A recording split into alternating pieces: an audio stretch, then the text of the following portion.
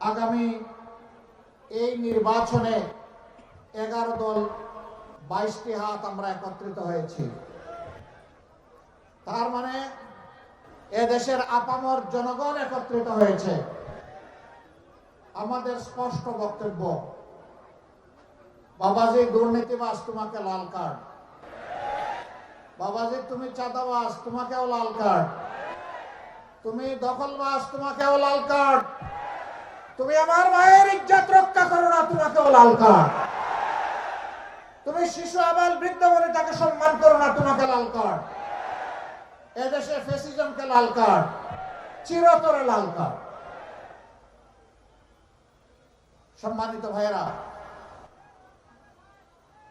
একটু আগেই আজকে সভাপতি বলে গেছেন, কোন কোন জায়গায় দিশেহারা কেউ কেউ জনগণের ভোটে প্রত্যাখ্যাত এবং পরাজিত হওয়ার ভয়ে আমাদের 11 দলের পক্ষে যে সমস্ত মা বোনেরা নির্বাচনী ক্যাম্পেইনে যাচ্ছেন তাদের সাথে অমানবিক আচরণ করছে, অভদ্র আচরণ করছে।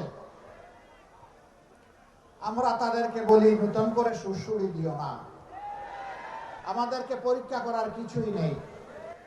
দলটি এমন, তার কর্মীরা এমন, তার শুভাকাঙ্ক্ষীরা এমন, তাদেরকে যারা ভালোবাসে তারা এমন যে হিমালয় পর্বতের সামনেও তারা মাথা নত করে না। তারা শুধু মাথা নত করে আল্লাহ সুবহানাহু ওয়া তাআলার দরবারে।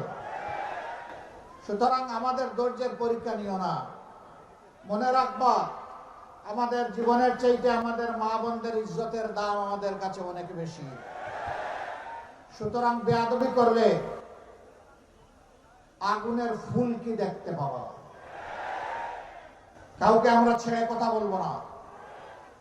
যুক্তি নিয়ে আসো, কর্মসূচি নিয়ে আসো, ভদ্রভাবে শান্তিপূর্ণভাবে নির্বাচনী মাঠে তোমার মতো করে তুমি খেলো।